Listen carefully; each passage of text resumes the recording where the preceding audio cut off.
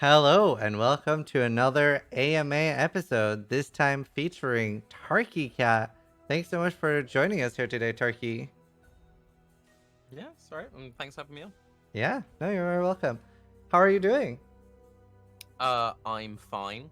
It's a bit chilly in the UK at the moment, but otherwise I'm pretty good. Yeah, it is pretty cold here. So, for those that don't know how the AMA series works, this is basically we're having another streamer, and you guys get to ask them a bunch of questions. So you can at like Mr. Matiki and at Man with Hat, and they will help take questions, parse them into a document, and I will ask them, and we'll talk a little bit about it. I'll have some follow up questions, and yeah, it's always pretty fun. So yeah, Tarky, thanks so much. And for those of you who don't know you, who is Tarkecat? Tell us a little bit about yourself. I've been streaming Path of Exile on and off since 2013. Full time for the last 3-4 years, I want to say, since Horrendous League, whenever that was. Most people know me from Baeclast, and if you don't know, Baeclast is the best PoE podcast. Not any of Ziza's podcasts; they're all trash. In the PoE section, and I'm the host of that. And the current lineup is myself, Rise QT, Method Nugian, and Octavian, and they're all very nice people. I actually have confidence. I don't need to brag about my podcasts. And do you do much else other than that? That's basically it. I have a pretty good Twitter where I post a lot of cat pictures, and that's kind of that. Also, if anyone watched ExileCon, you probably saw my face because I hosted quite a lot of random panels at ExileCon. But yeah, Nice. that's basically it. That's awesome. And how did you come out with the name Tarkecat? Same as everyone. I had a WoW character called Tarky, and then I went to make a YouTube channel, and Tarky was taken, and I was really bummed out for a while. And I was like, okay, I want to keep that. What a cool. Cats are pretty cool. I'll put cat on the end. And Nice. that was literally it, and it's really that simple. It's not that deep. And yeah. You are pretty into cats. Like you help out at a shelter as well, right? Yeah, so I volunteer once a week at an animal shelter, which is a lot of fun because cats are pretty chill, and it means that you have I have millions of pictures of cats to send to people. So if you ever want to get in anyone's good books, just spam them with cat pictures, That's and true. it generally works. Yeah. Nice. So I know that streamers are very narcissistic. You take that to the whole new level because you're the only streamer who asked themselves a question in the AMAs. So we'll begin with that. Target asking, who's your least favorite member of Baeclast and why is it Rise? So Rise is a really nice person when he's not streaming. He's terrible at timekeeping. He is awful at timekeeping. He's also one of those people who you'll ask to make plans with him. He'll be like, I replied, and then he'll go, oh, actually, I didn't reply. He does that to me constantly. So you have to message him on 8 different platforms, and he'll be like, dude, I replied to your message on Discord, and then you send him it, and he's like, oh, I didn't, my bad. But otherwise, he's great. I've met Rise 3 or 4 times in person now, at different 3 or 4 different events, but each event's been a week at a time. So we're pretty close, and he's a really nice guy. He's just awful to work with. And smells bad, apparently. And he stinks. It's really bad. Really, really bad. Nice. Awesome. Yeah, Rise is pretty cool. The next question is Nils Has Skills asking, what is your biggest hope for Path of Exile 2 and what are your biggest fears? So I got to play Path of Exile 2 when I was in New Zealand. In terms of the graphics and the smoothness, it feels great. So I'd say the biggest hope is the fact that Path of Exile will no longer be one of those games that people have an excuse not to play. Because I know a lot of people who've always been like, oh, I would play PoE if it didn't look like a potato, or insert really stupid comment here. And I think that with the fresh look of paint it's getting and everything getting updated, it's in a really good position for new people to get in, or people who maybe tried it once and never stopped playing Diablo. I think it's really in a good spot there. Things that I'm worried about. I think the only thing which really worries me about Path of Exile 2 isn't necessarily Path of Exile 2, but the content leading up to it. Right. Kind of like what we saw with ExileCon. There were some elements of Blight that I really liked. There was some elements of Synthesis I liked. Elements of Legion I really liked. But none of those leagues really felt like they got all the attention they deserved because they had this massive, we need to get everything ready for ExileCon. And I could Right. see we have a repeat of that with PoE 2, where it's like we get cool ideas and it's like this is a nearly perfect league, but they just kind of like quit halfway through development, which is I think what happened with Blight. I think most people can agree Blight was like really fun for a bit, and then we're like, oh, but you're gonna improve it, right? And they're like, yeah. But now, to be fair, Blight's in a pretty fun state, and I like where it is currently. But yeah, that'd be my only real concern for PvT.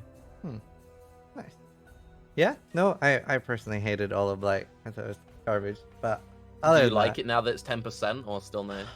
I just a little bit worried about the trend of like adding everything to the core game because I feel like anointments are just such an insane power creep, or like it doesn't exactly have any opportunity cost. It's just like so much stuff. But yeah, no, it's good. I do enjoy like the anointment stuff. They're just too strong. And blinded maps are really fun. Next one is Ronan Dreamer asking, "Are you getting any royalties for the Soul Ren Cats MTX?" I really wish I was. I would be way less broke. If anyone who missed it, I made a pretty good video. I think it's one of my highest like performing YouTube videos, which basically is like Bex make Soul Ren cats, and I had like a little meme thing, and then they made it. I did get a copy of it for free. I'm slightly pissed though because they made the Sun Prism cat, and I didn't get that. I feel like I should get every single cat that comes to the store just for free as a thing. I think they should do more of that. Like Mathel can get any bananas that get added. I'll get the cats. Nice. And, I'll take all the blue MTX. no. Chesos is asking, "Why is your fashion sense so bad?" So, I have a passing interest in clothes. I was actually raised in the basement of a clothes store. That's a true story. So my mum did interior design stuff, and she had her own clothes store, single parent. So when she was working, I'd be like hanging out in the back of the shop. So yeah, I basically grew up around fabrics and stuff. And if you ever watch my stream, you want to distract me, randomly mention anything to do with clothes, and I'll spend like 3 hours talking about corduroy or something stupid. Yeah. But this sounds peculiarly like a reason for why you should have good fashion sense, not why you should have bad.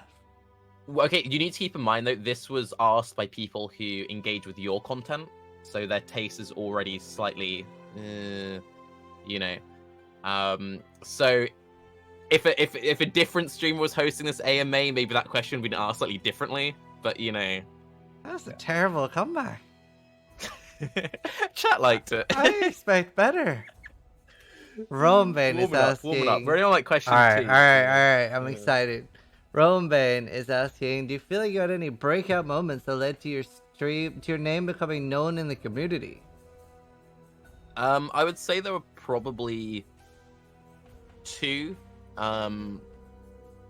The biggest person who helped me out early on was actually Moors, funnily enough. So I did do some streaming back in beta in like 2013 and stuff. But when I came back to making content was during Perennis League, and I made a YouTube video about farming the coins in Solaris 1 or 2. I can't even remember. It was like, I was one of the first people to put a video out about that. And I was watching Moors' stream a lot at the time, and I was talking to him about it. And he invited me onto his Mumble. It was like the old legendary PoE Mumble Bros and all that stuff. So then he started doing my strat on his stream, and then people would see that and they were giving me shout outs. And then a few weeks after that, Lifting made a video about it. And then a few weeks after that, Ziggy made a video about it.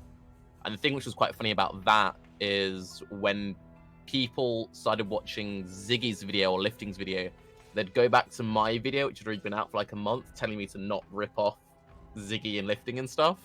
Yeah. Yeah, so that was fun. So that was like the first major thing. And then the next thing would kind of be, I guess, just from Baeclast, and then like that going on and on and on. I'm one of those people who makes a really bad first impression. So what often happens is someone might watch my stream for a bit and be like, "This guy's a massive dickhead," and then they would never come back and be like, "Oh, he is a dickhead, but he's not that bad." Whereas I feel like with Baeclast, especially with like Chris interviews and stuff, people felt forced to engage with me a bit, and they eventually kind of came around to like he's okay-ish. And So at what point could I expect that to happen to me? I'm still waiting for it to happen with you. So maybe if we do enough of these, like fifth, Yeah, sixth I'd one, like you know, that. I'd maybe that like to one be will be able to like, like tolerate you. That'd be great. yeah, Okay, I'm yeah, excited. yeah. Roman actually has 3 more questions. So the next one Okay, is, yeah. what elements do you like and dislike about the community? One thing which is kind of inevitable, and I think it's great, but it's kind of lame, because Pee-wee's growing so much, there's constantly like new people coming into the scene, which is really exciting. But I can no longer name everyone who streams Pee-wee. Like, it wasn't that long ago, if someone was like, oh, do you know this guy? I'm like, yeah, I know everyone in the section. Whereas people will say, oh, I was watching this guy. I'm like, who? And I've got to look it up. It's fun having to, like, Yeah. find new people like that. But it is kind of mad how over the last, I'd say really like the last year, maybe 2 years Yeah, at since most, Betrayal, like, I the think. section just exploded. Yeah. No, I agree. I had that first time today. Someone was like, do you know blah, blah, blah? And I was like, no. And I was like, what does he stream? They're like, PoE. I was like, oh, okay. But yeah, I definitely relate to that. Roman is asking again, if you control GDD for 1 league cycle, what would the next league be? So me and Octavian actually planned out a league, and one thing which was cool about that, did you meet Orion? You did. You talked to Orion when you were in the offices, right? Yeah. So I spent quite a lot of time chatting with him, and he was saying, "Oh yeah, Tarkecat, I've been working this like just as a pet project, kind of like designing this league." The league idea he'd been working on was basically the exact same thing me and Octavian had been working on. So I very excitedly like grabbed him at a party and dragged him over to Octavian, like, tell him what your league is, tell him what your league is. And then we were just like, bro. So yeah, we had this really rough idea. It was super underdeveloped. And it was basically PoE meets Farmville. And the idea is there would be these weird giant carnivorous plants or whatever. You would go out, you'd kill the plants, you'd get seeds. You'd then take those seeds, grow them in your hideout, and you get rewards from it. So it's just a constant cycle of your mapping, getting the rewards. It's kind of like a delayed chest sort of thing. So Like kind of like a more incubators? involved incubator, Huh. if you would think about it. Nice. And we had some like interesting layers and some things you could do with it. But yeah, it turns out that Orion just has a much better version. So if you want to know what our league would be, ask Orion, and that's what ours. It was the same thing, but he just had like an extra layer of like cool shit on top. But this was just around the time we started working this around the time that Blight got announced, and we were thinking about what's the next like genre that Pee-wee hasn't messed with yet, because they keep bringing new genres in. So we're like, dude, farming sim, like that's the future. No. We need a farming sim. Oh no. Yeah. No. That sounds horrible. No, it sounds great. Farming sims the shit. Oh, if we get a farming sim league, I'm gonna weird champ spam your chat. I'm into it. I'm gonna get that paycheck. Well, maybe I'll get the paycheck for that. I didn't get the paycheck to Soul Rent, but you know. We can still hope. We can just sue them. Just be like, Chris, I'm sorry, dude. Yeah. Worst Brought Salad is asking, will there ever be a Baeclast about standard? I've planned a Baeclast around basically everything, and at one point we had talks with people to do a standard theme episode. The main thing which is weird about one of the weird things about Baeclast, or just like hosting content in general, is it's very difficult organizing content creators, because the reason why most people stream, in my opinion, is because they're shit at real life. So someone will be like, dude, let's do this, it's great, we'll work on this schedule, blah, blah, blah, blah, blah. Then when you actually get around to it, they're busy. And then when you've got like 5 or 6 people, it becomes even harder. Yeah. And then also a lot of what ends up happening is you end up falling into cycles. So we try and do an episode every 2 weeks, but that fluctuates. It often goes into like every 3, or there would like 2 back-to-back or whatever. So you'll have kind of like, taking this league as an example, do an episode before the league, then like impressions into the league, Then how are we feeling after the major patches? So since this like first major patch cycle has been delayed, that's kind of like messed with our schedule a bit. So I'll probably have the next one next week. Then it's kind of like, are we hitting that slump? What needs to be improved? Then you get this awkward kind of like middle space where it's like you've discussed everything about the league. We haven't got anything with the new league. So that would be the time to talk about standard. So But I then can it's like, imagine okay, it'd be pretty hard to get both the people that play standard to come on the podcast at the same time as well. yeah, exactly, right? So you've got to like work around all these different things, and then something will randomly happen in the community, like the salvage loot box, and all of a sudden, oh, this is what we want to talk about, or someone's doing a race, and it's about balancing all of that stuff. So, like for example, I wanted to do a melee episode with Al Kaiser a couple of leagues back. And we're like, Al, do you want to do it? And he's like, no. And then he was like, yeah, I want to do it now. I'm like, well, we've done that episode, so kind of awkward. So now it's like he's like, yeah, I'll do it, but it's like, when do we fit it in? We had a similar thing with Quinn. Going back to fuck Rise. Rise is really good at asking people to come onto Baeclast without telling me. So we had an episode on a Saturday, and it was like Friday's like, yo, Quinn's up, and I'm like, wait, what? He's like, yeah, Quinn. And I'm like, okay, cool. So then we had to like try and work it out, and then Quinn was like, oh, I thought it was a joke, and then he like wasn't up for it, and now he's like, yeah, I want to do an episode, and yeah. So there's a lot of people I need to get on first before we do a standard episode, like Mathel episode when. I did talk to Mathel about Baeclast in New Zealand. He is up for it, and I just need to organize when is the. Basically, I need to wait until my channel like is on the brink of death, and I need that emergency fix button, and that's when I'll do the Mathel episode. Like, press that instant, like, you know. Wasn't that just the past year? Basically, yeah. Nerver is asking who would win in a brawl between all of the Baeclast members, and why is it Noogie? It would 100% be Rise. Rise used to do like karate and shit. There's a really funny picture of him in like a full G. Is it G's they're called? G-string? Something like that? G? The karate gear? I don't know. So someone watch Karate Kid? Yeah, G, yeah.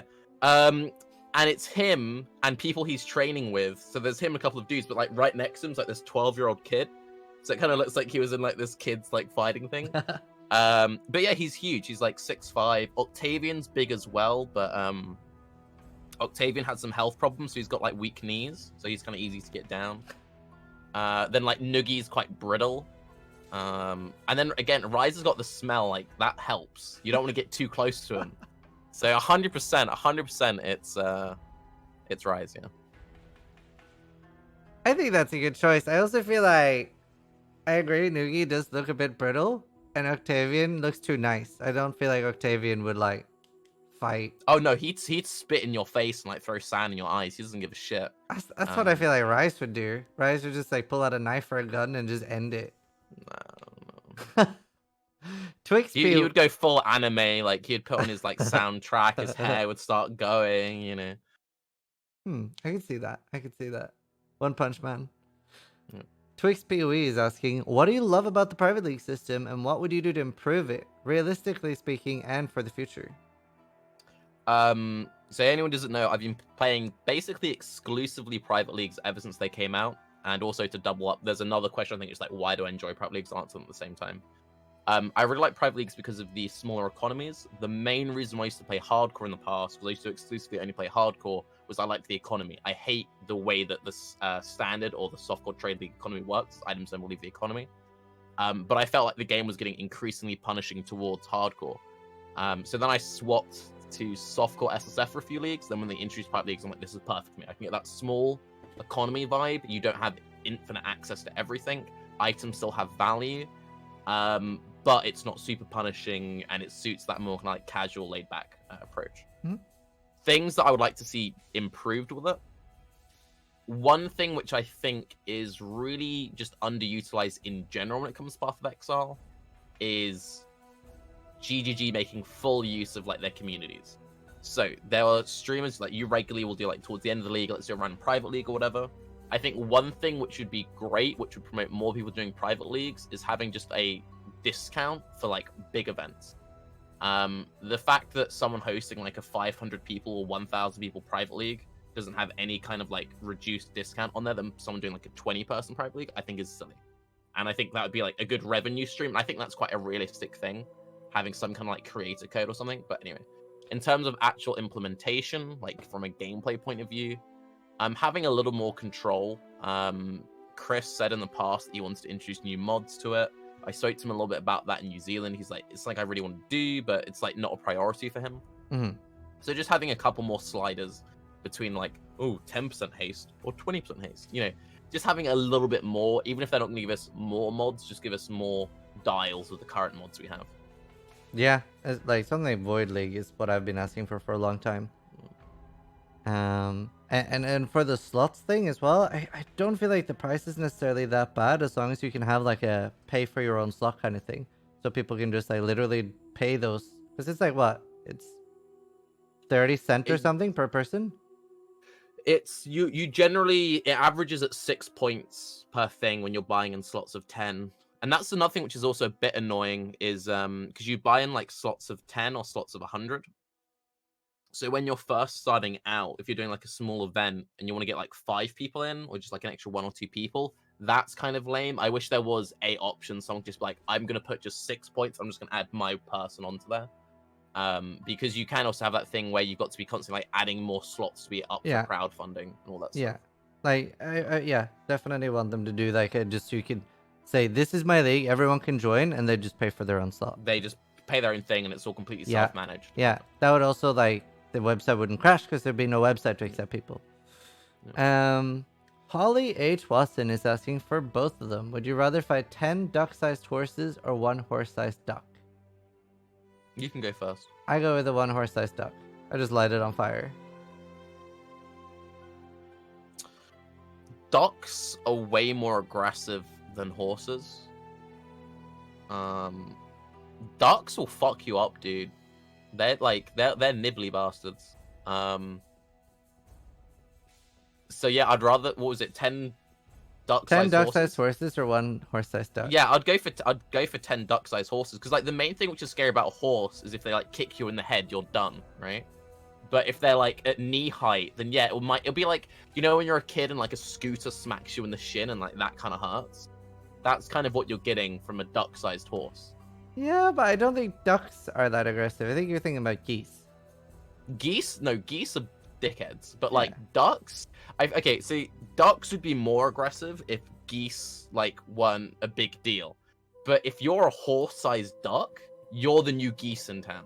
Or goose. Okay, but like, listen to it this way as well though, right? Like, if I don't light the duck on fire, if I like subdue it and capture it, I have a horse-sized duck, right? A duck-sized horse, I mean, that's just like probably slightly smaller than a falabella. Whereas a horse-sized duck, that doesn't exist. That'd be fucking massive. That duck would make you its bitch. Like, let's be real. Ah, dude, I'd fly on it. It'd be like a dragon. The wingspan alone, like, it's not practical.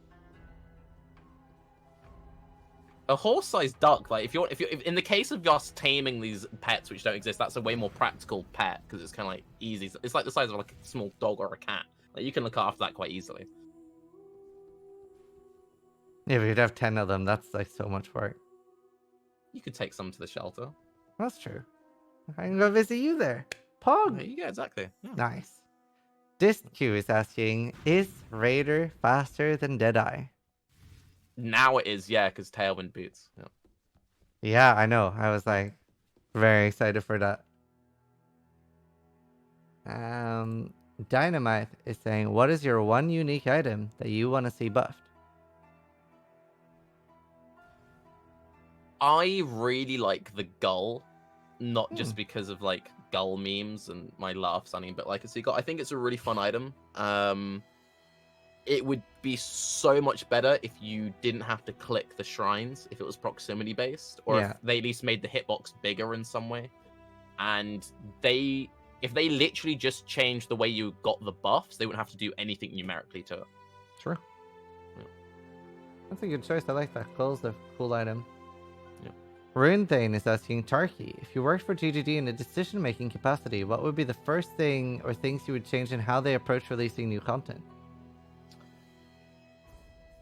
I would go from this from a really weird point of view. So in the scenario where like Tarky has a job at GGG, I would want to approach a lot more of their like marketing and their content creation and their community management side of things. Like there's really simple things. I had a really long conversation with Bex about this. I feel like GG hasn't changed the way they approach revenue in a really long time. It's kind of like, we have supporter packs, we have MTX, we make a product, we sell a product. But they haven't changed how they sell the product. So for example, let's say they did something where they were like, okay, we're going to work out what all the big streamers are league starting as. And then we'll do like a content creator code or something so you can buy like an MTX package for their league start at a slight discount. So you know how with like Hearthstone, they'll give Crypt the discount code, like if you buy through Crypt's link, you get cards slightly cheaper. But Chris already confirmed that when on my stream that they want to do but that. Like they talk about how they want to do, they keep talking about how they want to do that, but then they just say, oh, we'd like to do that. Like we'd like to probably open a takes merch a while store. to set We'd up like too, to though. do this. True. Yeah. Or even just like really basic things. So they've got loads of old MTX that just kind of sit there, doing more like bundlings. So, we've released the Basilisk pack, so now maybe we're going to bundle the old green arm sets and just like do little things like that. Otherwise, I think the main issue they have when it comes to like making content isn't necessarily really any issues. It's just like a workflow thing, because it's like everything has to go through Neon because Neon is a genius, and everything has to go through Jonathan because Jonathan is a genius. They've kind of got these two bottlenecks. So most people always assume like, oh, double the team size or do this or do that. It's like, no, just like very specific targeted hiring. So you get Mark 3, and now it's like, whoa, we've like doubled it, dude. So yeah, like hire very specific roles, but otherwise I'd focus more on like marketing and community management. Nice. Forethought is asking, Tarky, what are your concerns about Path of Exile going forward as a streamer? Do you like or dislike the boom/bust cycle of leagues? It's kind of cool the way that you always have that guaranteed income start of league. It's just, it doesn't matter. You know there's going to be content there, and you know it's on a set cycle. It's not like if you're like, let's say that we were WoW content creators, and it's like, oh, cool, can't wait for that patch to maybe come out. Like, better play on the.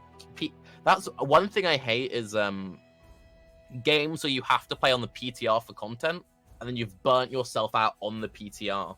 So that when it actually releases, you're like, I hate this. Yep.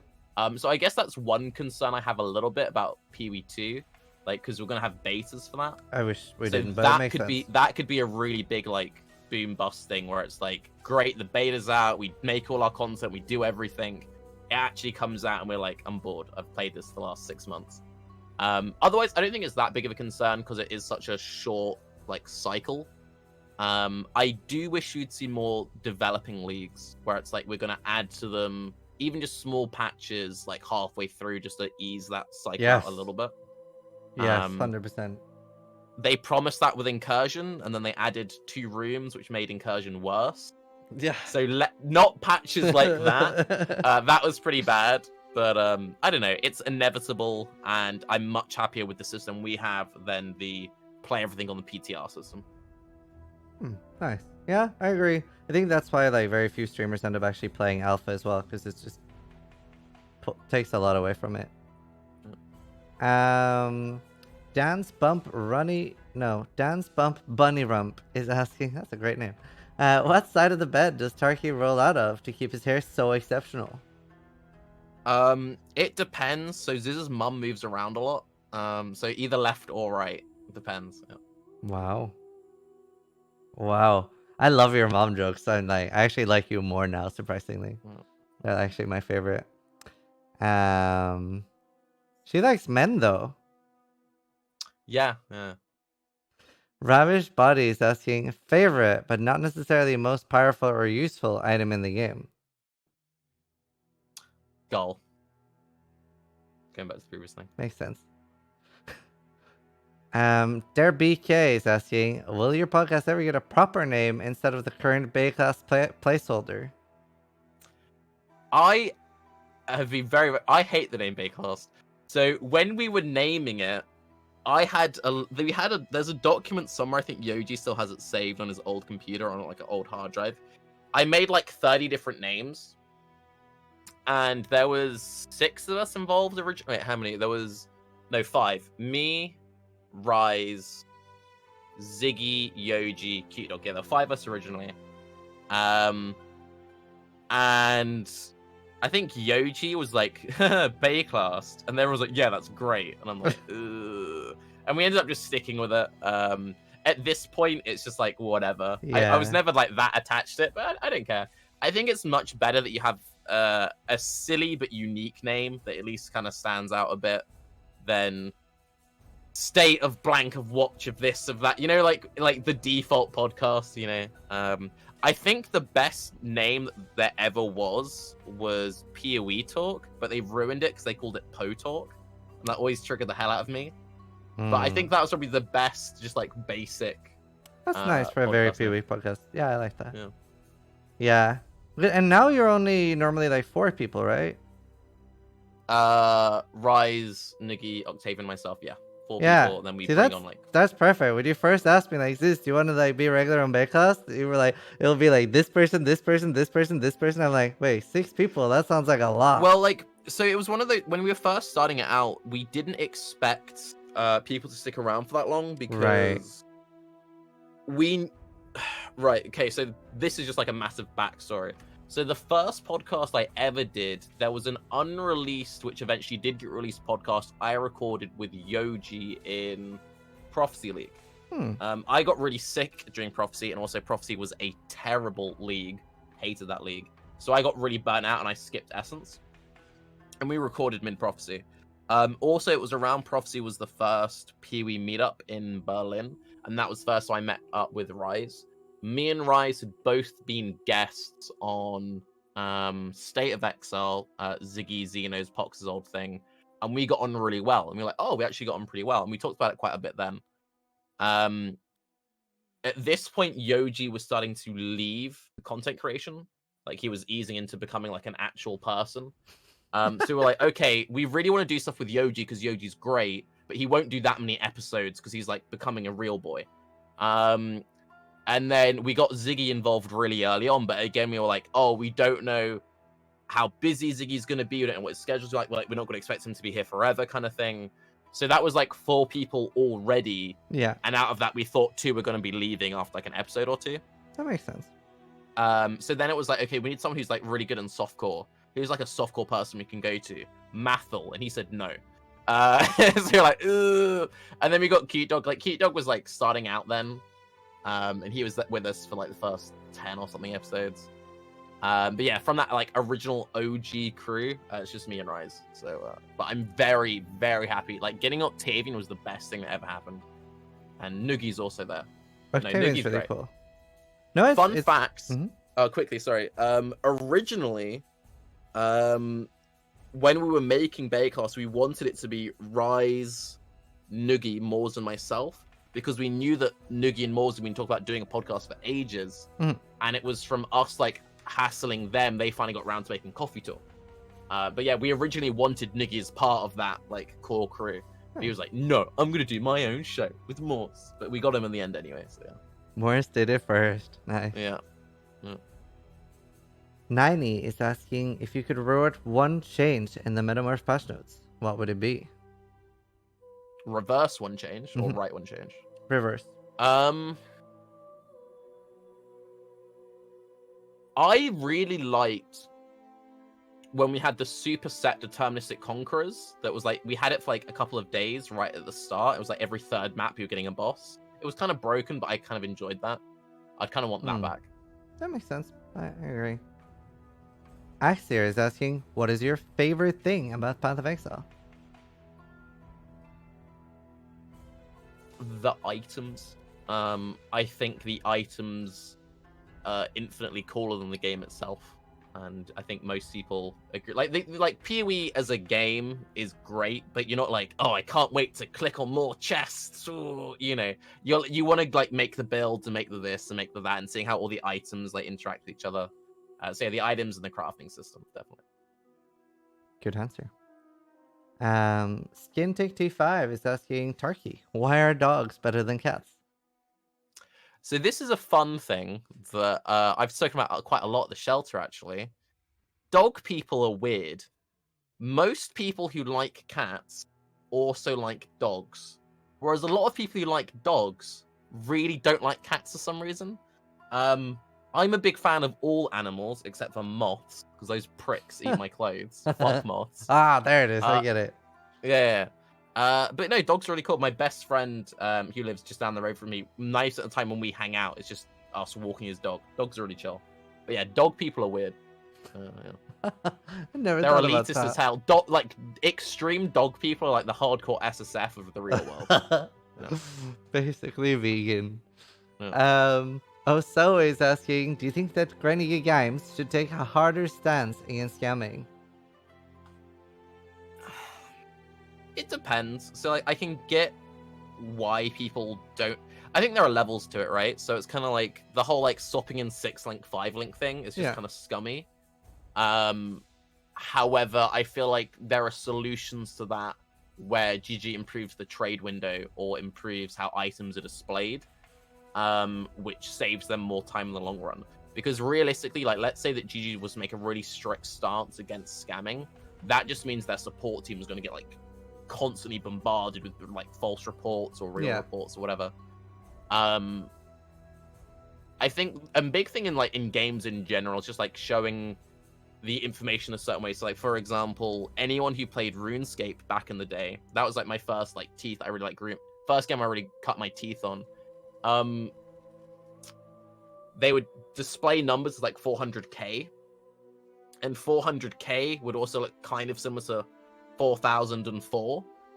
So people would like do tricky trade things that actually like screw you over with stuff like that. And me and my friend may have accidentally been like scammed out of 1 million you logged, and it was like a really high profile trade. And afterwards we like or in like Diablo 2 where the 5s look like 6s. Right. I feel like a lot of games have issues with like just basic like font and visibility and usability. So when it comes to like that side of things, I think GG can fix it in other ways. When it comes to players just straight up being dickheads and doing dodgy things with like scamming boss services, and stuff like that, then I think maybe step in on that, because that to me feels more like harassment, and should be more of a harassment kind of thing. Whereas someone being a bit cheeky with numbers, they're being a dickhead, but they're not going out of their way to target you, if that makes sense. It's like slightly different mentally in my head. But yeah, I don't know. Yeah, I wonder how hard it would be for them to do anything like that. And I think part of the problem as well is that they don't let the community police it. Like they do on Reddit, but they like on the forums, the vouch threads, they remove any negative replies, which I think is a big issue. And you can also you can rename your accounts and stuff. Yeah. Like there are ways around it, but it's like it's also one of those things. One of the things that Chris loves so much about early PoE and kind of misses is that whole Wild Wild West vibe, and they kind of like that. And there is something quite fun about getting a good deal and getting a good snipe, and I think most of these problems have come from how like automized the game has become. But like for example, going back to the private league thing, I have none of these issues in private leagues because it's a small economy, and you see way less of this in hard. Like you still see it in hardcore, but you see it way less than in softcore because your reputation matters more because it's a smaller enclosed thing. It's kind of like going back to like why people were so excited for classic WoW, was that sense of community. So by promoting more community things and your reputation matters, that's one way they can fix it, like alternatively. It's kind of same thing with playing like hardcore trade league, because like neither me or Embu are gonna scam people. Shotslaw is asking, what is your top 3 favorite breed of cats? I really, really hate people who breed animals. Some people do it all right, like some people do it quite ethically, but yeah, just whatever they have at the shelter. I think animal breeding is super messed up, especially people who like pugs. Pugs are diseased, weird gremlins that shouldn't exist. They look cute, but like they can't support their own brains, their eyes, their skin. It's terrible. Wow. Yeah, fuck people who breed animals. So wait, how do you like? I don't know much about cat. Is Swedish fold a breed? So like, okay, so for example, like most people know like Munchkin cat and stuff like that. So what they'll do is they'll take a particular, or like a Norwegian forest cat's like become quite popular. You'll take something which is kind of like, okay, this is kind of whatever, and then they breed the pedigree, and then that involves a lot of inbreeding. And then you have to have the purest form, and you have all these random bullshit rules. We have a lot of issues with Persians. Like we had a whole bunch of Persians get brought into the shelter, and their nostrils, like they couldn't breathe. It was like pinpricks. They all had terrible eye problems, kidney failure. Like half of them had to be put down. It was like really sad. Wow. And yeah, it's like whenever someone has like, oh, this thing looks so beautiful and so pure, then it's like, well, how do you actually make money out of that? Well, you just have to breed the hell out of it. There are some people who take it very seriously and they really look after their animals and respect to them, but it's one of those problems that even if some people do it right, it promotes that culture, and then you get people who do it wrong, and yeah. Didn't know that. Interesting. Simsams123 is asking, do you think the way you will voice your opinions changed given that you have met the devs whose work you're talking about IRL? So I read like the full question of this, and he was basically saying like, with Baeclast it's very opinionated, and since you've hung out with a lot of the devs, like how's that changed? I would say not really, because I experienced this problem for the first time years ago. So I've had a very close relationship with Bex for quite a few years now. And I've been interviewing like high-profile members like Chris and Jonathan for several years. So it's kind of like when you've been speaking to someone that much, when you meet them in person, sure, it feels different actually seeing them, but you feel like you already know one another. The main thing that like meeting people at GGG did was really put more of a face to like the programmers and that side of things. But GG was already very human to me. Like the humanizing, that wasn't really a thing. Saying that though, I specifically remember a YouTube comment that I got about a year back, and I think it was after the second Chris interview, and it was something along the lines of, I miss the old Tarky. He didn't treat GGG like people. And I'm like, okay, so maybe that's a problem that I treat people like people now. But yeah, no, I don't think it's necessarily an issue. Yeah. First 90 is asking, what is your opinion about outrage culture on the forums and on Reddit? Do you think GGG are caving to it?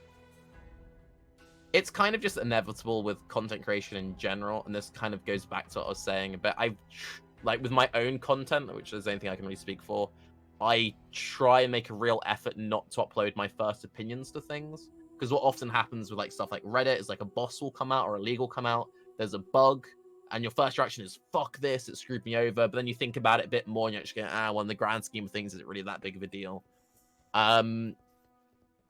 There are some cases where outrage culture is a good thing. So, for example, salvage boxes was an awful idea, and they adapted very quickly to that, and I think that was the right decision they made.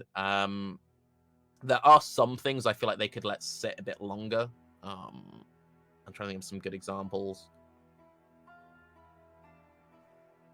Kind of, I feel like they've gotten a bit better with. I feel like they've gotten a lot better with it recently, but like I think Besher is probably one of the best examples where they just kept buffing the loot rewards like an excessive amount. And we saw it a little bit with Synthesis, which was kind of like, there are ways you can make these systems very profitable, but people aren't doing it. So we're just going to make it ridiculously profitable so anyone and everyone can get rewards from it. But the amount of people who tell me like, oh, you can't even make money doing Metamorph. And it's like, what? Right.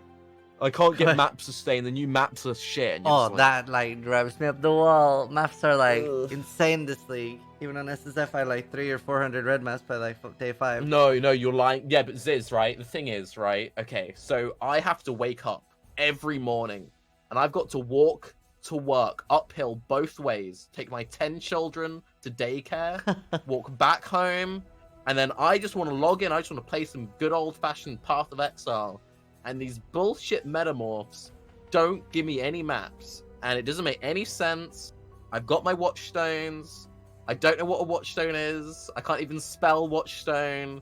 But like I've been stuck in yellow maps for the last year. Red maps are fake; they don't exist. Yeah. I did actually have that very, very recently. I think it was 2 or 3 days ago. Somebody came into my chat and they were like, my atlas is bugged. I'm gonna quit the game. This game is such a piece of shit. I can't believe that TGD released this in such a steaming pile of garbage, and it was just flaming. And I was like, okay, let me help you. What's wrong here? And he's like, I can't spawn any conquerors. I can't do this and that. And I was like, okay, what region are you trying to spawn it on? And what? How many watchtowns does it say is needed to spawn it when you hover over that thing? And then he's like, oh. So he just hadn't seen that. He didn't even know like that you needed to have a certain amount of watchtones. So it was like, ah. And like, so people are just like so fucking quick to just jump down throats and like, oh, it's bugged. So yeah, it's very frustrating. Bears90 had a follow-up, or sorry, a second question. How do you see the role of streamers in PoE going forward? Should GGD listen more and include streamers in revenue? I think it's very interesting when it comes to, for example, the racing scene they're trying to grow. And actually, I spoke to Chris about this in quite some length. I think Ty is a really good example. So he's a young guy. He put loads of practice to go into ExileCon, and there wasn't a 4th place cash prize, right? Mm. So that was a case of, if you were to think about his hours that he put into racing as just like work hours, he didn't get anything. He doesn't have any sponsorship deals. He's not with a big organization or a team. So he held himself back from study or further education or work or whatever. Yeah, he got a holiday. Yes, he probably got one of the most enjoyable experiences of his life out of it. But financially, he got nothing from it. And it's something you see a lot with games. Like people like Helmet, like there have been so many amazing racers in PoE's history who've been exceptionally talented, but they've had to like go get a job and like do real responsibilities and all this sort of stuff. So if they're gonna try and grow the racing scene as much as they want to, and they want a diverse field, then at some point there's gonna have to be some kind of feedback to go into like the lower tier players or the lower tier streamers, because there are a lot of streamers who are kind of in that like mid runs, and it's kind of like they sort of make it work, but realistically if they had like one bad month, then it's all like, okay, Gazzy is a great example of this. So if anyone doesn't know, Gazzy's lost complete control of his YouTube, and he was looking pretty good. He was like, oh, this might be whatever, and now he's screwed up. He's not going to get like any money from that for the next 3 months. Doing kind of like what I was saying about like having some kind of codes or whatever, there are definitely ways they could feed more revenue, even if it's not a direct thing, just doing more promotional things. Like the stuff they've been doing with Baeclast, I can attest to, like that's a big boost when it comes to views. Even just like very small things by being more transparent about their release schedule. So kind of like my friend Navir, he does the before you buy MTX stuff, right? Whenever any MTX is made, he buys it all, he does a video, he breaks it down, he shows the different combo potential. He doesn't know when stuff's going to get released. So if they would just be really strict for like, hey man, we're going to drop this new MTX at 8 p.m. on Tuesday, then he knows, okay, I need to be home for that so I can make this content. Because he's going to get most of his traction, most of his revenue then. They could give him the armor set for free. They don't even have to do that. But if they just gave him like a rough idea of like, hey, you've got a proven track record at this time, that will happen, be whatever. They did a similar thing with like the content creators like us who make like new style content, like, hey, we're going to be dropping some new stuff kind of between these days or this time or whatever. It doesn't have to be like exactly. There are lots of like indirect ways that they can promote wealth in that sector. But yeah. It's a very good point. It's very, very frustrating when things just get dropped and you had no idea it was coming. It's like, what? I just logged off. Are you kidding? I don't know how to pronounce this. Orchin is asking, one time you said you're the kind of WoW player that starts getting involved when things go bad in a raid. Therefore, is there a favorite memory from your World of Warcraft past? So I think so I used to play a lot of WoW, and I used to end up doing like lots of raid leading and guild management stuff. So I think he's probably talk about one of those stories. I think one of the coolest things that ever happened was so anyone who was playing between sort of like Kata and it was like between Kata and Legion, you would have random cesspool guilds, which just like spam invite anyone and everyone who just like, oh, you're level 10, here's a guild invite. Mm-hmm. And I remember specifically making a monk It was right at the end of Warlords of Draenor, and I just wanted to level it just to farm transmog going into the next expansion. And I got a random Cesspool Guild invite, and like, hey, we're gonna do a transmog run. And I'm like, oh, sure, I'll join, whatever. So ended up joining. I did a few runs of them, and the guild was trash. Like they were like max level characters and warlords failing in like miss raids. It was like really embarrassing. But I ended up doing some tanking for them in Hellfire Citadel, and one of their paladins was like, he was a really nice guy, but his stuff was like, his DPS was pretty shitty. And I was like, hey, maybe if you try doing this, that, or the other, like do this, that, and you might get like slightly better performance. He then went on to be one of the best paladins on the server, and it was just like really cool. And that was just a case of someone being like, oh, that's some like kind of good feedback. And then he did this thing that like he listened. It was I've never experienced that in a game before. So I was like, hey, can you like help? And then they listened to the help, and then it was like, whoa, and they became really good. It was great. So yeah, that's really my coolest WoW moment. Someone listened. That seems made up. I don't believe that people listen. It was so cool. Moog... It had nice transmog as well. That helped. Oh, Yeah. Mooggeek is asking, is it ever okay to wear black and navy? Yes, but it has to be done very deliberately, and it has to be quite a saturated navy. You don't want to be in a situation where you're wearing like a really washed out like navy, and then it looks like you dressed in the dark and you thought it was like two black pieces. But if it's like a blue, but then like a black, then yeah, it's fine. What? It's a good question. This is great. I love that you live for passion, or for fashion, sorry. Great. Ghost11203 is asking, Tarky, what would you say is the #1 most problematic mechanic, item, or playstyle that you would like to see changed or nerfed? I think the most problematic playstyle in Path of Exile is Flask, because everyone has to deal with Flask. And I've been saying for ages I want a Flask rework. I've been wanting a Flask rework for years and years and years. And I think the main thing holding... the game is too spammy. Like, it's really funny how Crip was playing for like a week and he gave himself like carpal tunnel on his wrist. This game just like destroys your hands. And it's one of those things, whenever I talk about the stream, I get people like, well, my hands were fine. And I'm like, okay, well, good for you. But I know a lot of people like, it's just really bad for your hands and stuff. And I think there are ways that they could streamline certain systems. The Flask system was great with the way that you built charges way back when, because you couldn't have 100% uptime while mapping. Now the only time you really need to think about your Flask when you're bossing, if you don't instantly kill the boss, and since they've been making bosses harder and harder, it's made Flask a lot more interesting. But yeah, I feel like having systems where maybe Flasks were always generating over time, like Pathfinder, and it wasn't a case of like killing stuff, or having it just where you think a bit more and it just slows down some of that, because they keep adding like new instant abilities, like we're getting Gargles, we're getting this, we're getting that, and it's just becoming so that I think there are some things they can rethink. So I really always wanted them to do that Flasks can't gain charges while they're in use. Yeah. So easy, and then you can even end up having more powerful Flasks because you can't spam them. Exactly. Kind of like we could have Flasks which are more like Vol skills, where it feels really big when you press it. You're like, yes. You know? Exactly. It's like a like old Flask, Vingtar. for example. Old Vingtar would have been fine if it was like that. But like, because we have sort of like a Basalt Flask and a Jade Flask. They're powerful, but you don't feel it. Mm-hmm.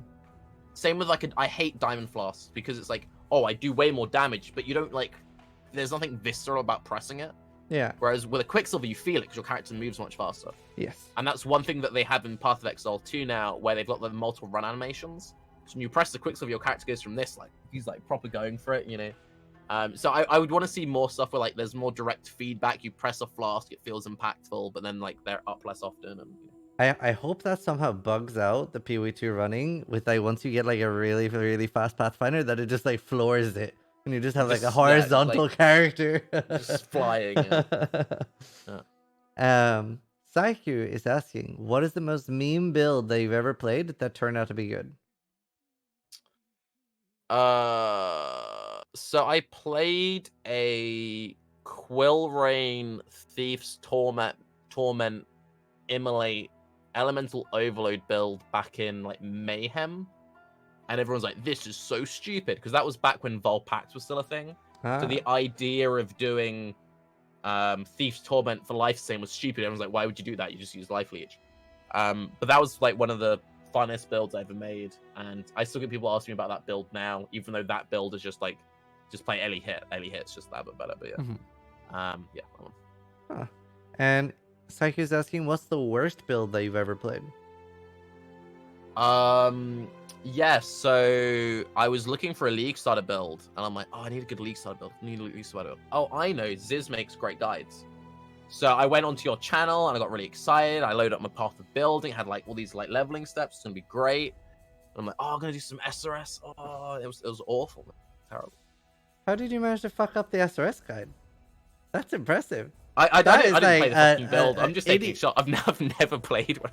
I was hoping you would have done, if you would have said explosive arrow, because the explosive arrow one wasn't as good, but like the SRS one, that would have been impressive. Oh, dude, I got baited by explosive arrow twice this league. Yeah. Right, okay, so I really wanted to league start explosive arrow. Like, I really wanted to do it, but I didn't trust it. I'm like, they've gonna fuck it. And I was like messaging multiple people to like, hey, what's the balance like? Because I've got a few people I talk to quite regularly, like outside of Bex, of like some programmers and stuff, and they're like, yeah, I know it was really good a few weeks ago, but we made some changes, and that's not something you want to hear. Like, it used to be great, but we changed something, and I'm like, ugh. So I made a point of like, okay, I'll make an Ignite Fireball character, and then I can try it out because I'll be Ignite. So I league started that, and I really wanted to just league start Corsica, but I was like, I'll do that. I tried Express for the first time, it was trash, so I ended up reswitching that whole character into Corsica. Then I was like randomly going to host someone, and I saw North streaming, and he was face tanking Awakener on his Chieftain with Explosive. I'm like, oh, this looks so sick. So I made an Explosive character. Like, I was like, fuck my Corsica. Like, went into it. I was in like level 90 or something. So it was really early on into the league, and I leveled with it, and I'm like, this is painful, but it's gonna look so good. And then I got it to map, so it took ages, and I'm like, it's great when I'm like face tanking the boss. But then the map clear feels trash, and like Blight feels awful, and I kept playing it. I'm like, this is shit, and then I'm now back to Corsica. So yeah. I felt really, really bad because I made a league starter guide for EA, but obviously I had no idea how it was gonna be. Right? I just like saw the numbers. I was like, looks great on paper. People want a bow build. I mean, it scales like a spell. Should be okay starter. And one of the comments on my explosive arrow guide was, I followed this guide and it ruined my league start. And I felt so bad. And like, EA, it's like still like possible to make it work, especially if you know what you're doing. But as a new player, it is rough. Yeah. So I felt really bad. I'm somewhat intelligent. So what I did is I said to people, if you want to play that, do the Ignite Fireball thing so you have an out. Like, I made it very clear, like, I think it will be shit, but it might be okay, so play this. Yeah. But I've made that mistake before, where it's like a new skill wants to come out, so you're like, oh, I've got to make content because it's easy clicks, easy revenue, you got to make the content. And then you're like, yeah, so like, sorry anyone who watched that video. That's not, I did put in the video, so like, this is highly experimental, no idea if it's going to be good. It also turned out to be the most viewed video, so I was like, yeah, it was rough. But yeah, Restro is asking, can we get a clean audio of your laughs for our filters? The fun in making custom filter sounds is clipping it yourself. I made a Kanye filter a couple of leagues back when Filter Blade first came a thing, and you could like mess around with all that stuff. And I was like going through songs and like making manual samples, and it was really fun. So yeah, if you want that exclusive Tarky filter, just like get some sampling, get like an iPad or something, have some fun with it, you know. Nice. Yeah, just go for it, dude. Restro is asking, have you managed to look Ghazi in the eyes after the incident? What's this? So the Ghazi clip thing with the Raiders faster. Yeah, no, I've unfortunately hung out with Ghazi a few times in person. No, Ghazi's chill. The last incident I had with Ghazi, though, if you watch on it, if you go to his YouTube, we did a podcast. It was Octavian, myself, and Ghazi. This was right after XCon. He was dying. Like, he was actually, like, diseased. And this was the day that me and Octavian were flying out. And I'd gotten in a fight with an electric toothbrush. Also, very important, dental hygiene chat. Brush your teeth and get an electric toothbrush. That shit's important. But anyway, if you use electric toothbrush, one of the dangers, because it can be quite risky, is if it's still a bit wet and you press the button by accident, you fling toothpaste everywhere. So I was like trying to pack everything in my bag. I just finished brushing my teeth, and I sprayed like myself and my entire suitcase and fucking toothpaste. I was like, no. Toothpaste. And I sure. didn't realize until halfway through the podcast that my crotch was just like splattered with toothpaste. So I spent a good like hour and a half just sort of like dabbing away. Toothpaste. So if you'd like to enjoy that, you can find that podcast on his channel. Yeah. Nice. Yeah. Gorge Costanza? That's not how you spell George. Is asking, why are you so much taller and sociable in real life than on the internet? That's true. I thought you were going to be really short. I get this a lot. So it's to do with my camera angle and everything. So I have my camera above me looking down. So I look a lot shorter. I'm 6 foot. Rise thinks I'm like 6'2", and that's because Rise is like 6'5", and he doesn't have any posture. Whereas when I'm out and about, I stand kind of upright. So he keeps thinking I'm growing, but it's a case of his back is just getting more and more hunched every time I see him, because I only see him like every 6 months or something. But yeah, I kind of stand up sort of straight, and I think I try slightly. Like I'm slightly more of a nice person in person. I think I try a little too hard to be a dickhead on stream, and it rubs people up the wrong way. A little bit too hard sometimes. Yeah. Well, it's hard to read once you like get that it's banter. It's not that bad. Did you meet the guy at ExileCon that was like 7'4"? I think his name was like Slim or something. Yeah, dude, he's great. We had a few drinks together. Really nice guy. We were talking about hip hop and basketball. He used to be a professional basketball player. Yeah, no shit. He's literally like 7'4". It's insane. Like, fucked. I think Quinn refused to take a picture with him. No, this is really cringe. Do you want to hear this? This is the cringiest thing that's ever happened to me. You know when someone says something and you feel like smug about it, but you're like, this is really bad? So he was randomly watching my stream. So we hung out a bit in ExileCon afterwards. So I listened to a lot of hip hop and stuff on my playlist. And he's like, yo, dude, like, I can't believe you're not black. And I was just like... it felt so cringe. I'm like, yeah, I've got good taste in music. I was like, oh god. yeah. Yeah. Some things should be kept inside, Tarky. It's fine. It's on your YouTube channel. Your YouTube channel. Well, yeah, it's on your YouTube channel later as well. Yeah. Yeah. CMill 2010 is asking if you could remove one class, which would it be? Scion. Scion's a shit class. It's a shit class. Scion has always been broken. It's never been good. And like it's always either too powerful or too weak, or it's like it's kind of niche. Now there are some pretty decent builds, but it's just kind of like you're playing a Scion, you pick Pathfinder plus blank. It's always like Pathfinder plus X. Yeah, I don't know. Fuck Scion. I love Scion.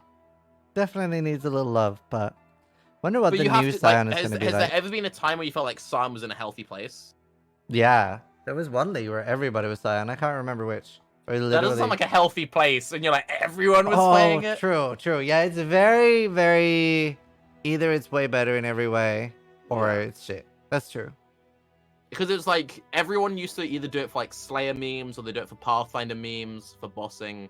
And then before all of that, it was just no, you're right. It's never been in a healthy place. It's never been healthy. And I think it's also one of those things where introducing Scion, they messed up the passive skill tree.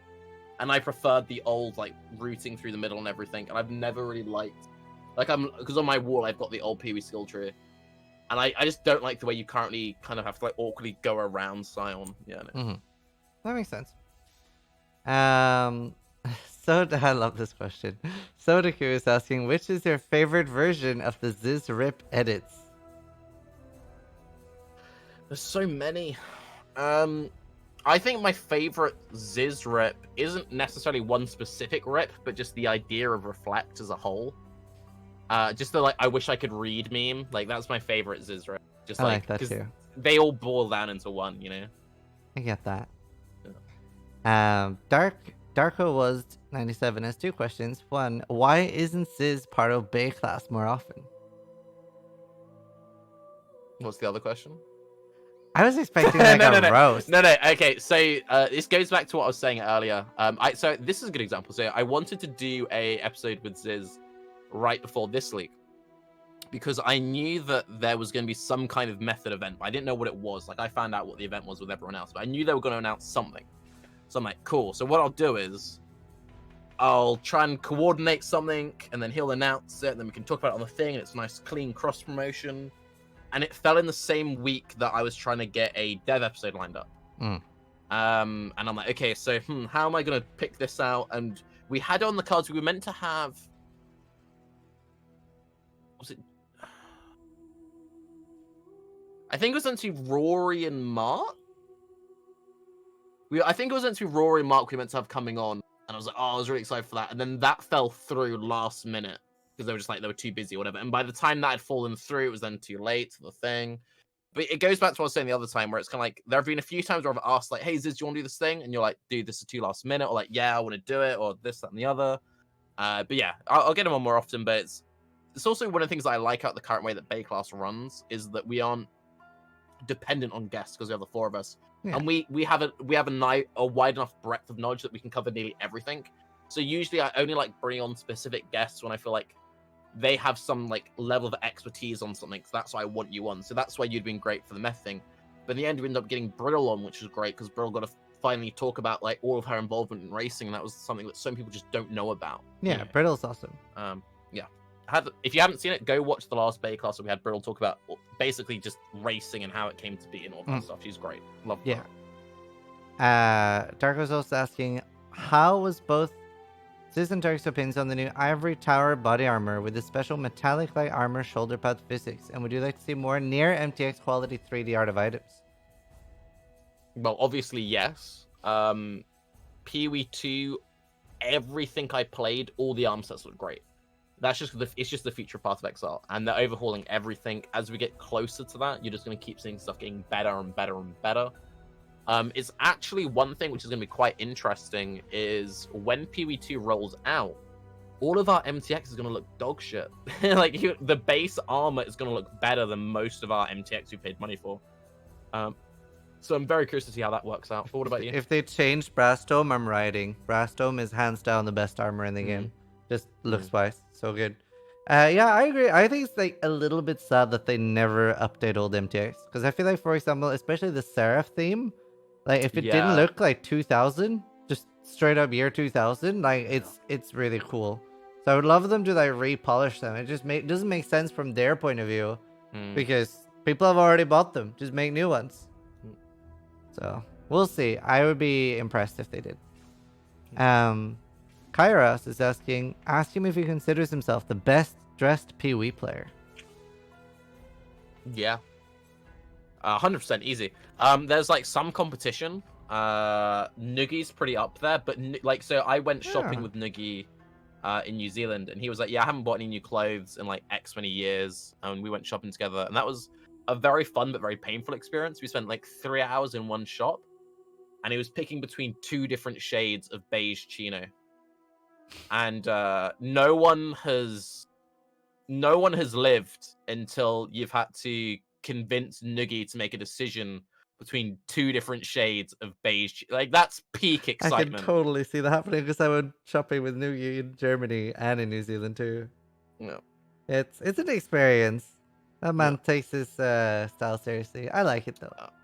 I also went shopping with Ziggy. That was a lot more fun. Ziggy's really great to go shopping with. Would highly recommend that.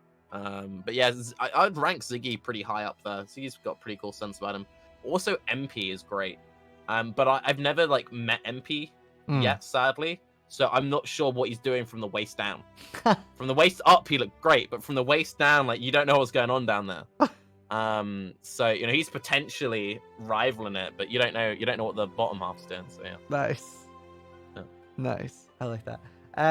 Rotan_ is asking, how was casting during the method stream? It was fun. It was weird with so if anyone missed it, I did 2 casting sessions and there were 8-hour-long sessions. Casting is fun. Casting is something I've done quite a lot of in the past for other things, and that's I enjoy. 8 hours of watching people map, that's something else. There was a lot of just like, it just felt like a Tarky stream, really. It's kind of like if anyone's ever watched the pre-stream before a Baeclast, it kind of just felt like an 8-hour pre-stream. If it had been 2 6-hour slots, I'd be like, fuck yeah, let's go. but it was the 8 hour with no set break. That was kind of like, That's good feedback for next time, and thank you again for doing that.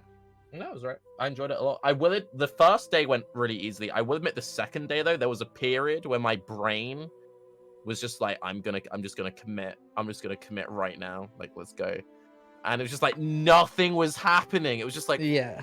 it's just like, oh. It was also a case of with the way the tools work, we can hop between different streamers' point of views. There was a weird down point where there was like a 2-hour stop where there were only like 5 people streaming that we could cut between. Oh. And no one was doing anything interesting. Steel was just like changing his gear. So it was like, oh, he's transmuting items. He's using ults.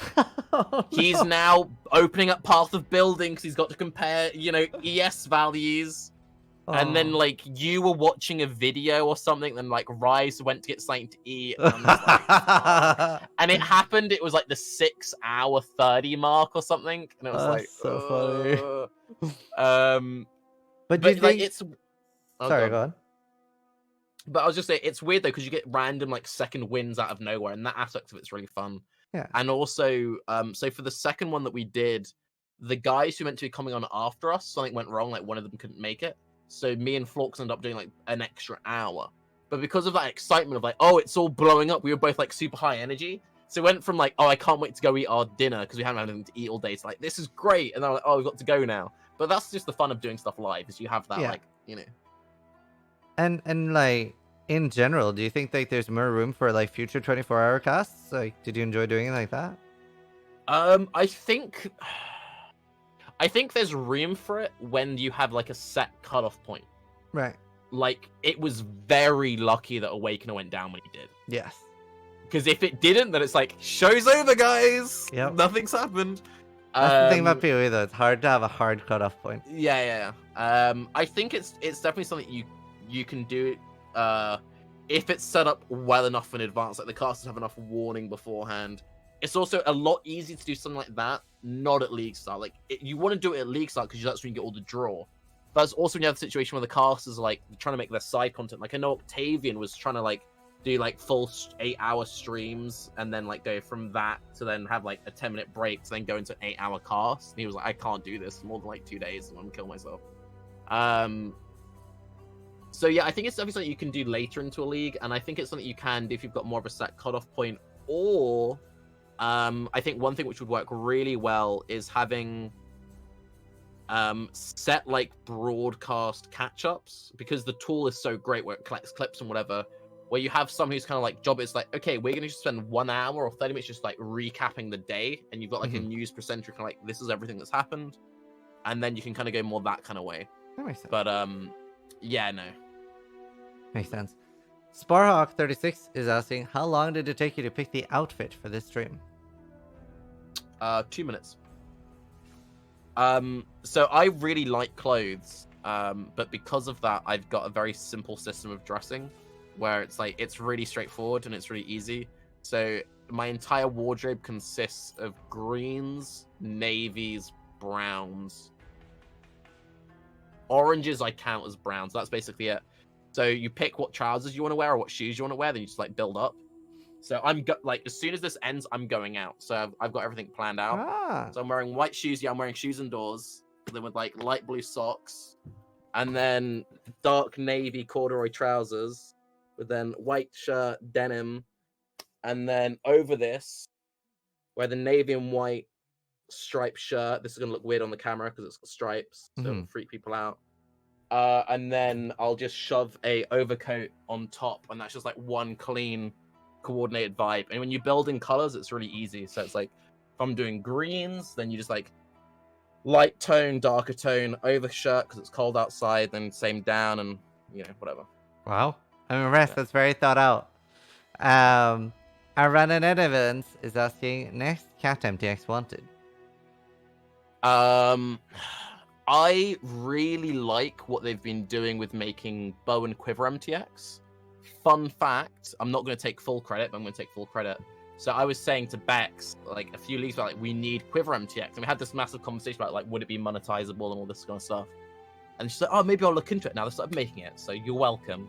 But I like the idea of having more interesting pet MTX, I really want a set where it's like you've got a bird on your shoulder, right? So like the Ivory set has the falcon, so having more sets which incorporate it in that way.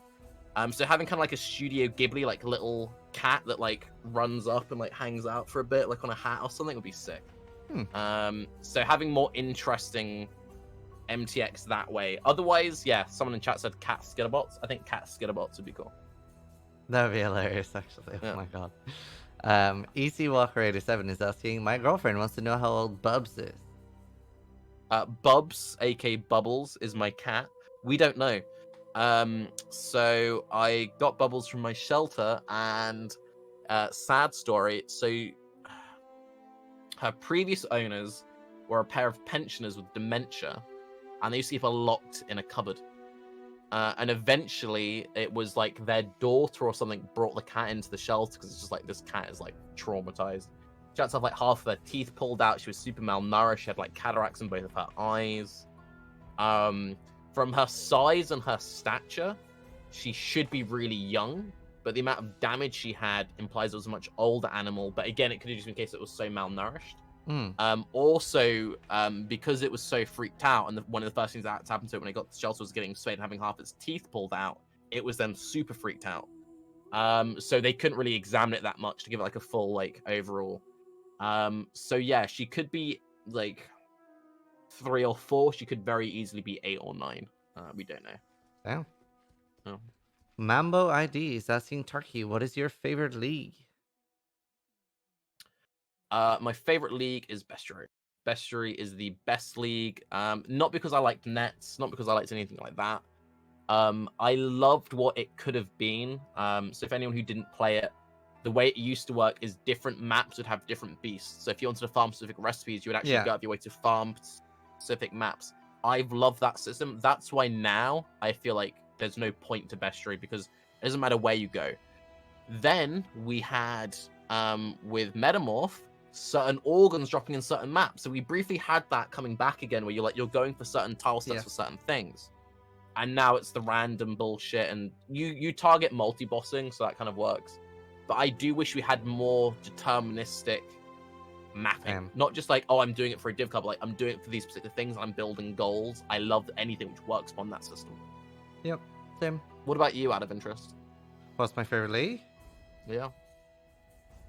Probably Metamorph, but not necessarily because of Metamorph. Just like the entire like Conqueror expansion, I really like that Metamorph and the Awakener levels both like give a reason to kill map bosses.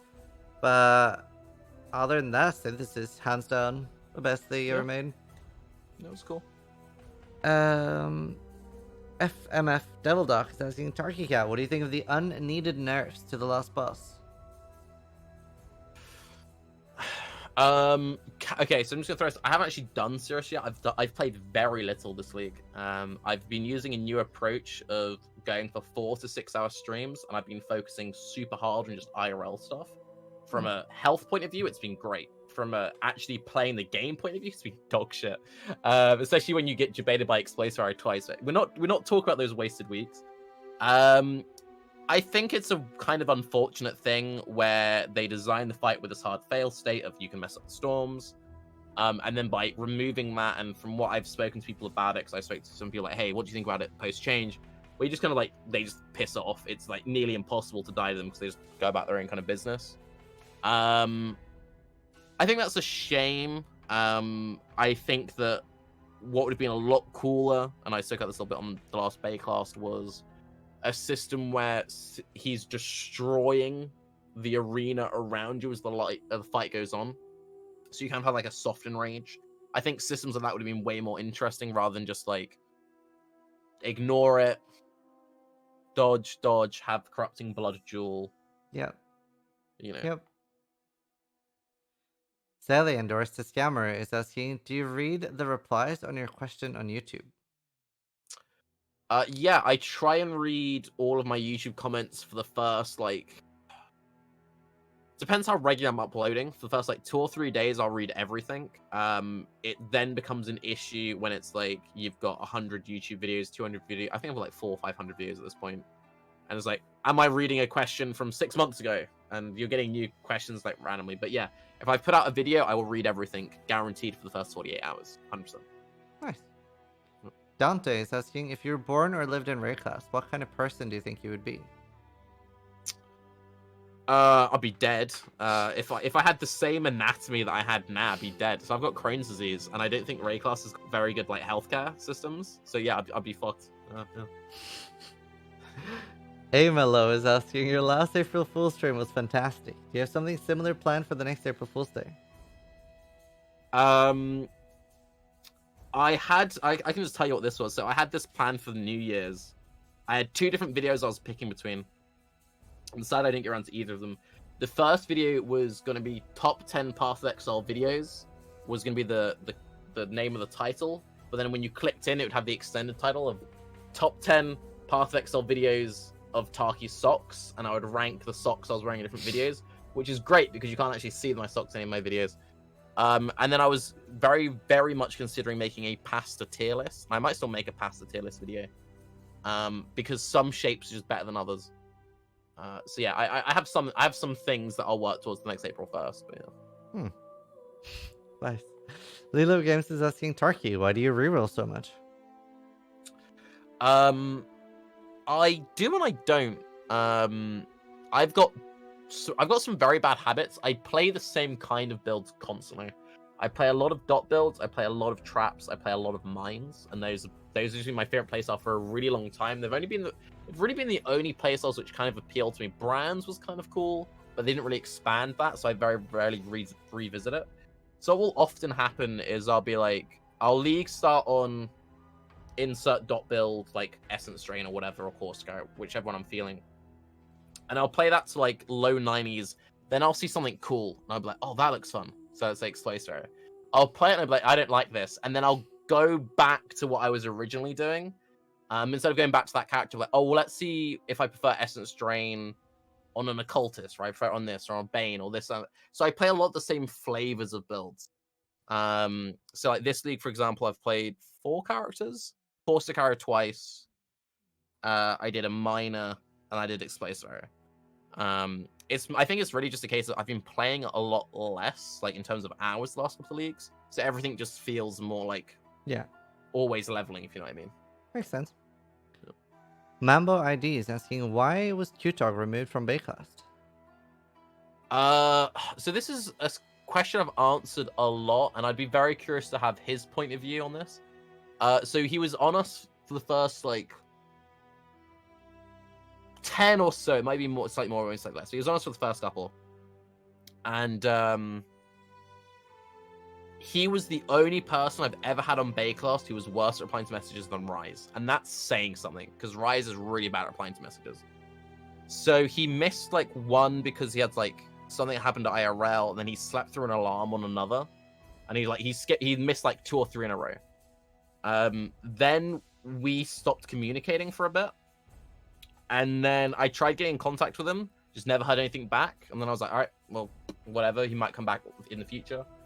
And then we just haven't really spoken that much. We did talk briefly, like...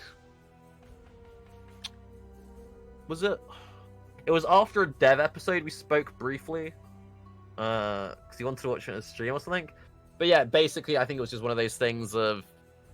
He wasn't as interested in it anymore. I wanted more reliable people. I had a set structure, and as Ziz can attest this, I just don't bring on guests that much. When I do bring on guests for a very specific thing.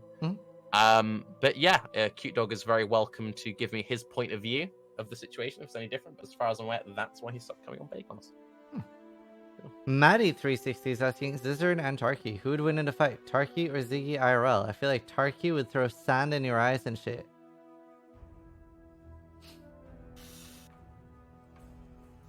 Me and Ziggy are both pretty scuffed. I've got longer reach than him because he's not that tall. I've got Crohn's disease though. He's got like fucked kidneys. So I feel like whichever one got like the first punch would win. You know, it's kind of like. I feel like Ziggy, after like watching him in Breach, the like Miracle Foe like Breach video, he's got like this like nice sociopath laughter. After he like does, I think it's when he does like the Putrid Cloister. He's just like this like Which is like, you see him coming towards you, maybe with clown makeup and an axe. It's like, oh no, Ziggy's here. So, I don't know. He needs to pee a lot though. Like if he's had a glass of water, I've got him. It depends. Yeah, if he's had anything to drink that day, it's me. If he hasn't had anything to drink, he wins easy. Oh well.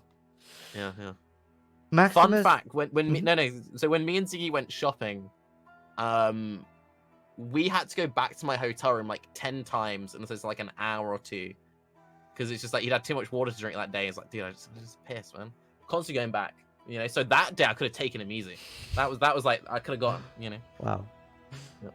Maximum Decius is asking, how do we price an item properly, and how do you avoid price fixers? Play in a private league. Playing in a private league, your items are worth something, and it's much more barter based. Yeah. Good suggestion. Miss Riptide is asking, what's the most surprising build you've seen so far this league and most off meta? I saw Wolfio play a Quill Rain Galvanic Arrow build, which reminded me quite a lot of the Slayer build I was talking about earlier with the Quill Rain Thieves Torment. He built it very differently, but it looked okay-ish. And whenever a Wolfio build looks kind of okay, it's like, oh, this might be a real thing if you change one or two slight details.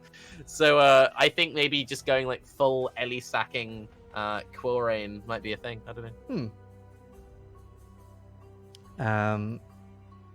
Atsy is asking, what do you think is needed for PoE to assist new players while still being interesting for the more diehard fans? Path of Exile 2. Path of Exile 2, genuinely super fluid experience, feels amazing, feels super punishing for new people and old people alike, but I think that's good. I think Path of Exile 2 kind of goes more for that Dark Souls approach. Yeah. I've said this before, like, Dark Souls are very consistent difficulty. Games can be super challenging as long as you go into like, oh, this game is difficult. Yeah. Whereas what happened with Path of Exile, it's kind of like, oh, this game is scary because of the passive skill tree, but like the early stuff was super easy and super boring.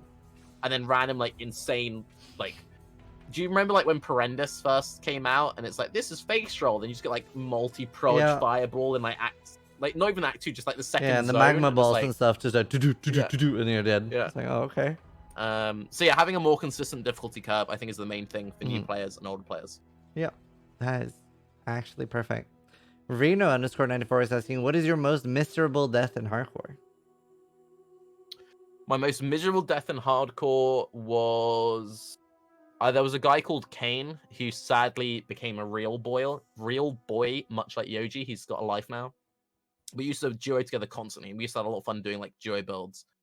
And this was well after the nerfs of Voltaxic and Volspark and all this and the other. But we saw Embu did like a decent Volspark Voltaxic build, like way after the heyday. Like, oh, we want to play that. And we were leveling it up. And this was also back when we had like merciless difficulty and everything. I just hit 68, whatever it was, that I could equip all my gear. We were running through Lunaris 2, and he was like 10 foot ahead of me, and he aggroed a bunch of titty bitches. I turned a corner, got instantly volleyed the second I'd equipped everything. I didn't even get a chance to press the fucking spark button. And I was just like, dude, fuck you. Ouch. And his sub sound for the longest time was my reaction to that death, and it's about 10 minutes of me saying, Kane, you're a cunt, fuck you, and it just keeps going, and it's That's great. so funny. Yeah. Chronax42 is asking, do you feel loved by the community, or does the angry minority drown out the love? I don't know. I think I do okay. I definitely have my fans. I definitely have people who don't like me, but XLCon was great. I think the main thing was meeting devs and having devs say they watch my stuff. Like, there's a lot of programmers who enjoy Baeclast, which kind of makes sense because it's like they just sit in front of a computer all day, so they need some stupid idiot on the second monitor. Yeah. So yeah. Nice. Yeah. Moodartish is asking, what was in your opinion the best change to PoE in the last year? Oh god.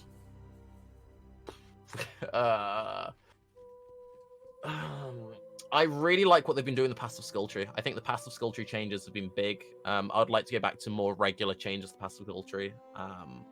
Bottom side of the tree is so packed. Top side feels a bit like, I love how when they did the top side, we were like, oh, this is great. The bottom, like, yo, top side's dead. Yeah. But yeah, I'd say the passive skill tree changes 100%. What about you?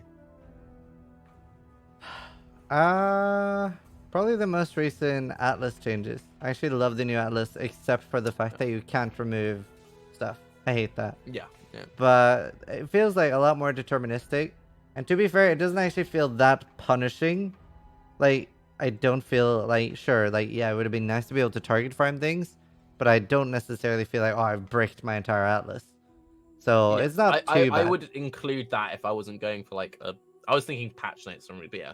Right. Yeah. Dark Hero 969 is asking, do you think the game is starting to get bloated with league mechanics? If so, how do you think TDD should rotate them out? So I was talking about this on stream a couple of days ago, actually. So Chris made a blog post. I can't remember when. And he was talking about how he didn't want to have more than like 10 leagues in the game at once, and it was like a real concern. Yeah. I think this came out like just after Syndicate, if I remember correctly. So they had plans to like cut back on stuff, and they just haven't got around to it. Maybe they're waiting for PWT for that to happen. But yeah, I definitely feel like, for example, Alva right now, Alva doesn't feel great. Alva feels like a distraction. It feels like it's pulling you away. Yeah. Metamorph going core is just Ironheart 2.0. I feel like we don't need Ironheart if you have Metamorph. I think a lot of new systems could replace old ones. That might be their plan. They're just like bringing the newer versions of stuff. Also, one thing which worries me a little bit is like Cassia is like an unofficial master. He's just like a random dude in a hideout. And if Tane sticks around, that's just another random dude. Like how many just dudes you're gonna have in a hideout by this time next year? You know? Yeah. It's just like 50 crowded. different NPCs. Like, oh. So yeah. yeah. Sam is asking, Turkey, do you have any plans to work on your mispronunciation of words?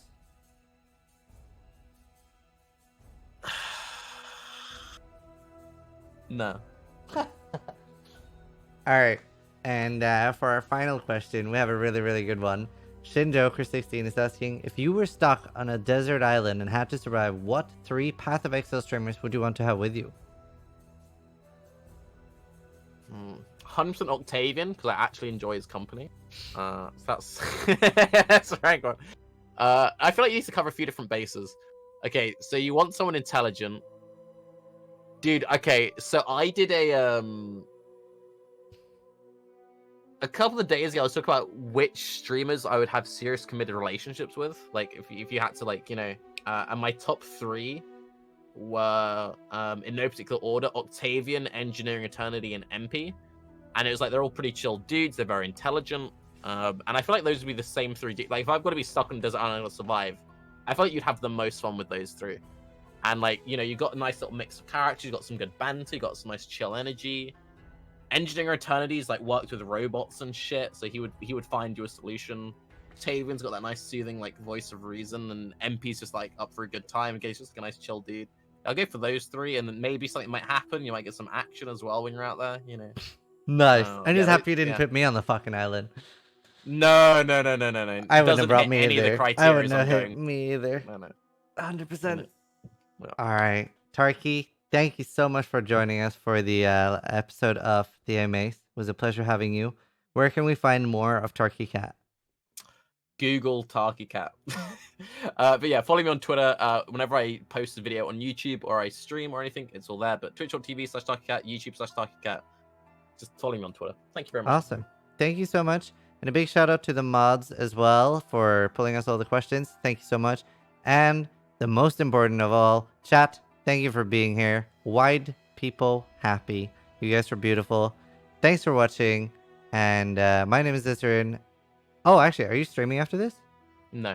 Okay. All right. I'm going out. I told you that, so I'm wearing my shoes. I remember. All right. Thanks so much. Thanks for watching. Try to die less than I do.